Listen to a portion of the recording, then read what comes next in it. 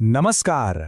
आजची तारीख आहे 25 एप्रिल 2026 आणि आज आपण दिवसभरातल्या ज्या काही महत्त्वाच्या घडामोडी आहेत ना त्या पाहणार आहोत.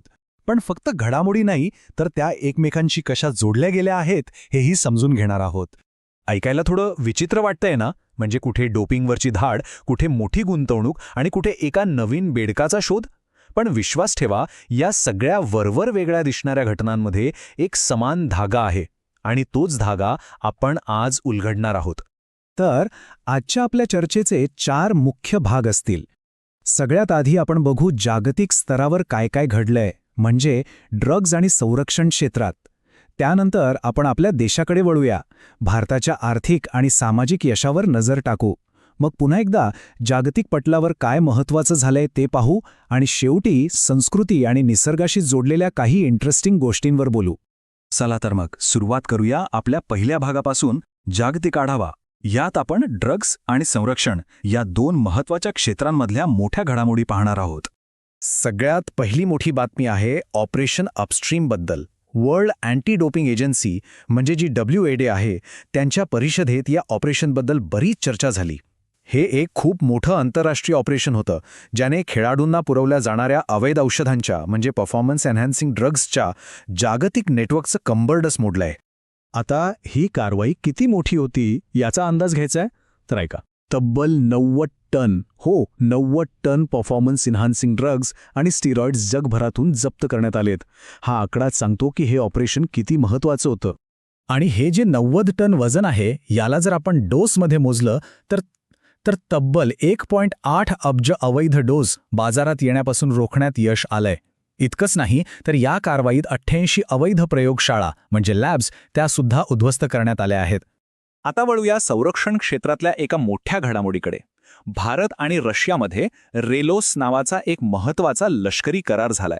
आता सोप्या भाषेत सांगायचं तर यामुळे दोन्ही देशांची सैन्यदलं एकमेकांचे मिलिटरी बेस आणि बंदरं वापरू शकणार आहेत, म्हणजे इंधन भरण्यासाठी, दुरुस्तीसाठी किंवा इतर लॉजिस्टिक्ससाठी. याचा थेट फायदा म्हणजे हिंद महासागर आणि इतर महत्त्वाच्या समुद्री मार्गांवरील दोन्ही देशांची ताकद वाढणार आहे.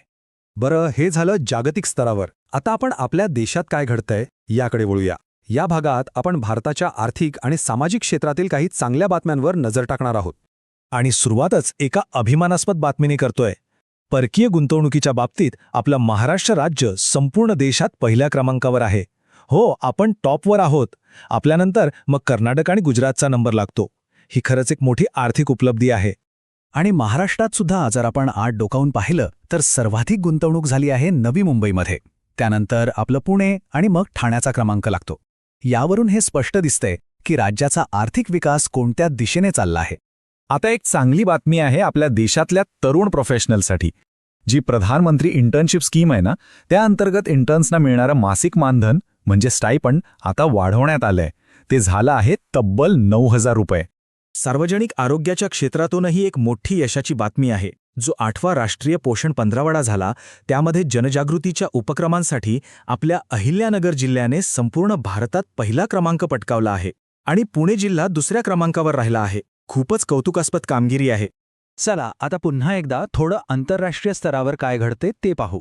ह्या भागात आपण काही महत्त्वाचे कायदे आणि जागतिक पुरस्कारांबद्दल बोलणार आहोत. युनायटेड किंगडम म्हणजे UKमध्ये एक ऐतिहासिक कायदा पास झालाय. याला पिढीजात धूम्रपान बंदी असं म्हटलं जात आहे. म्हणजे काय तर 1 जानेवारी 2009 रोजी किंवा त्यानंतर जन्मलेल्या कोणत्याही व्यक्तीला आयुष्यभर म्हणजे कधीच कायदेशीररित्या सिगरेट किंवा तंबाखू विकत घेता येणार नाही. एक संपूर्ण पिढी धूम्रपान मुक्त करण्याच्या दिशेने हे खूप मोठं पाऊल मानलं जात आहे. आणि आता भारतासाठी एक अभिमानाची गोष्ट. आपले माजी खासदार संतोष कुमार यांना ब्रिटिश संसदेत ग्लोबल ग्रीन आयकॉन या पुरस्काराने सन्मानित करण्यात आलं आहे. त्यांनी जो ग्रीन इंडिया चॅलेंज नावाचा उपक्रम सुरू केला होता, त्या कामाची ही आंतरराष्ट्रीय स्तरावर घेतलेली दखल आहे. आता क्रीडा विश्वातील सर्वात प्रतिष्ठित पुरस्कारांपैकी एक लॉरियस वर्ल्ड स्पोर्ट्स अवॉर्ड्स. आणि यावर्षीचा world sportsman of the year कोण ठरलाय तर तो आहे कार्लोस अल्काराज.